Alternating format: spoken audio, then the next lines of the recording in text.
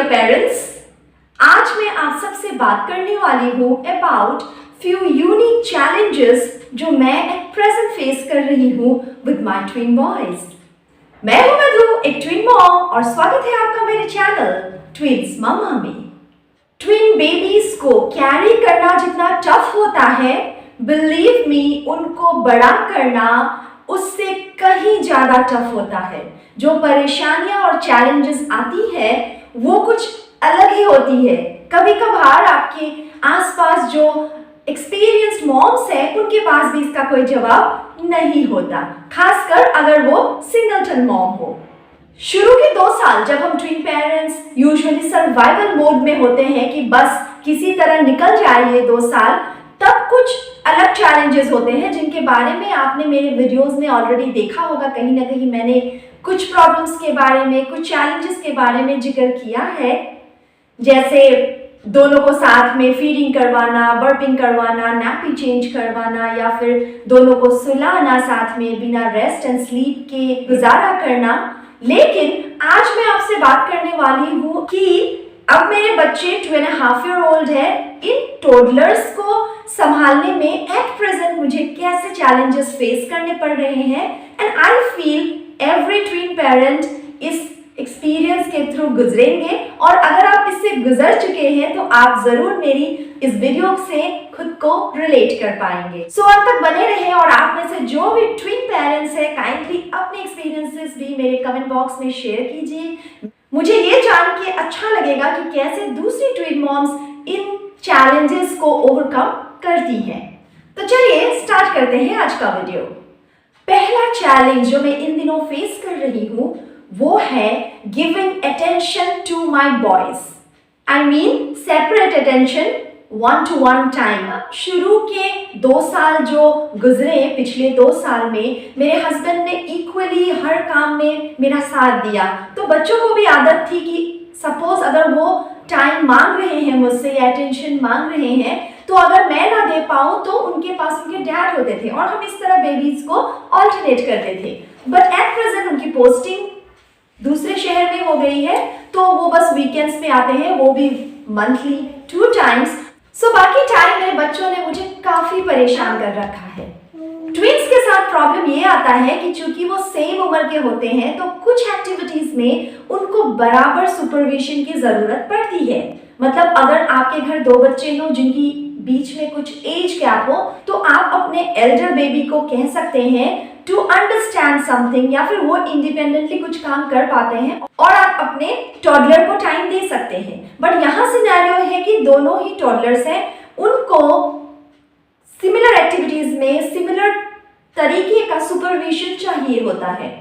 अब ये एक मम्मा के लिए काफी टफ हो जाता है। आई मीन मैं अपनी बात कह रही हूँ, sometimes it feels it is impossible. कोशिश तो मैं करती हूँ कि उनको ऐसी एक्टिविटीज में बिजी रखूँ जो कॉमन हो, सपोज साथ में बुक लेके पढ़ा लिया या साथ में कुछ गेम खिला लिया।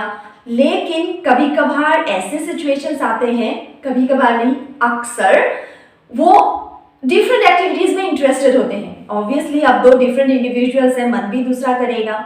तो एक चाहता है कि मम्मा मेरे साथ फुटबॉल खेले, दूसरा चाहता है कि मम्मा मुझे बुक्स पढ़ाए। सो ऐसे वक्त में अब मैं खुद को बस यही समझाती हूँ कि I am a human, there are certain things which are impossible for me, so okay let me focus one at a time. एक के साथ खेल लेती हूँ, तब तक दूसरा नाराज हो जाए, थोड़ा रो ले तो ठीक है, थोड़ी देर बाद उसे मना लूंगी। अब इससे दूसरा बेबी जो वेट कर रहा है for mamma to come and give attention to his और हर एक्टिविटी, उसको थोड़ा सा पेशेंस भी समझ आ जाता है। So in a way it is beneficial I guess. दूसरा प्रॉब्लम मेरे घर पे अभी चल रहा है कि एक ट्विन बेबी काफी डोमिनेंट है और दूसरा थोड़ा सा रिजर्व नेचर का। सो जो डोमिनेंट ट्विन है वो क्या चाहता है कि सब काम उसकी मर्जी से हो। मतलब जो गेम उसे खेलना है हम वही उसके साथ खेलें, अगर उसे बुक्स पढ़ना है तो दूसरा भाई भी उसके साथ बैठकर बुक्स ही पढ़े, वो दूसरा कुछ ना खेले। या फिर मैं ऑफिस से आऊं, फ्रेश हो, बस उसे ही पहले गोद में उठाओ, दूसरे वाले को ना उठाओ। इससे कभी कभार मुझे समझ नहीं आता कि how do I handle this situation. So मैं क्या कोशिश करती हूँ कि कभी कभार मैं उसकी जिद को पूरा कर लेती हूँ, जैसे उसने कहा कि मुझे गोद में उठा लो तो उठा लिया, पर आई मेक इट श्योर कि दूसरे दिन मैं दूसरे बेबी को गोद में उठाऊं।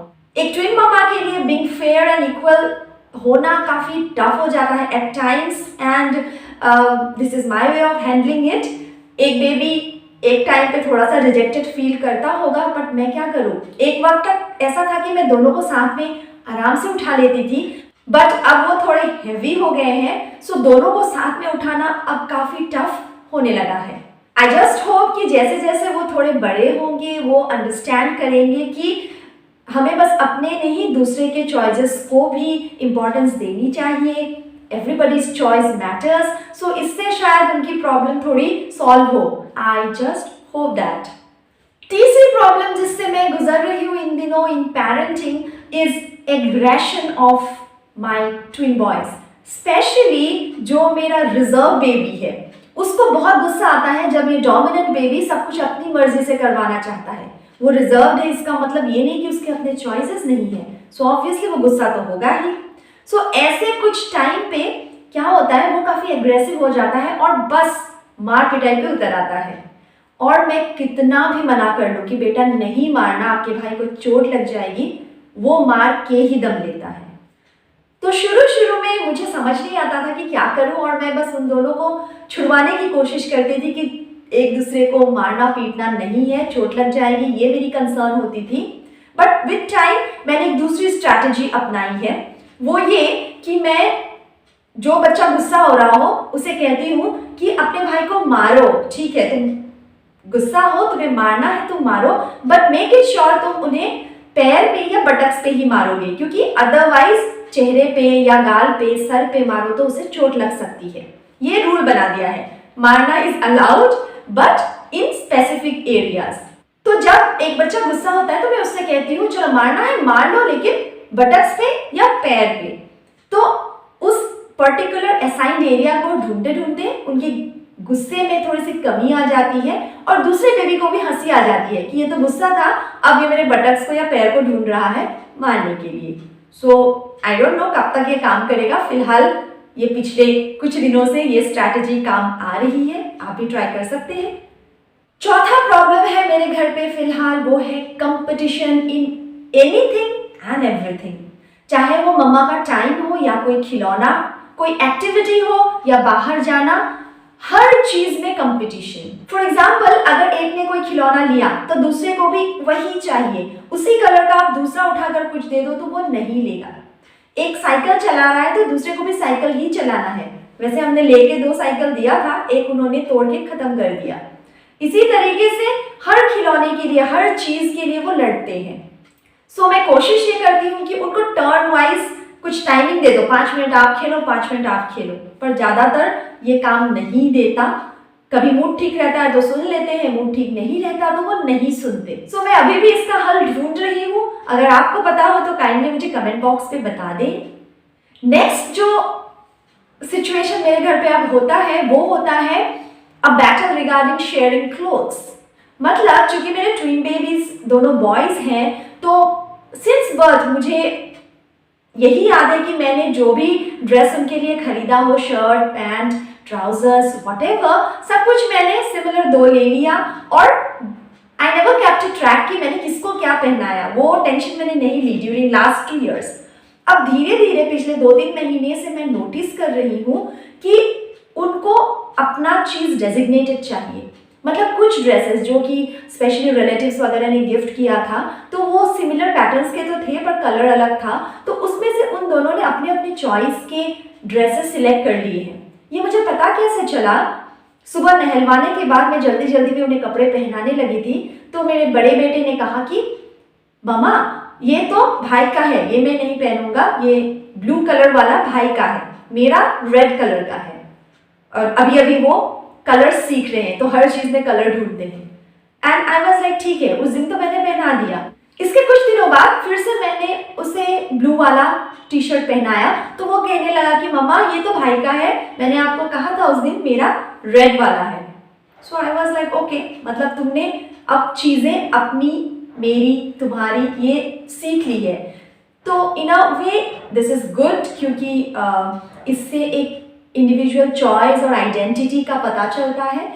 तो अब मैं क्या करती हूँ कि अभी रिसेंटली जो भी मैंने ड्रेसेस वगैरह लिए हैं तो उनके फेवरेट कलर के हिसाब से, या फिर जब मैं लेकर आती हूँ तो उनसे पूछती हूँ कौन सा किसको चाहिए, तो यूजुअली वो अपना ले लेते हैं एक एक और फिर वही पहनते हैं। They don't exchange it.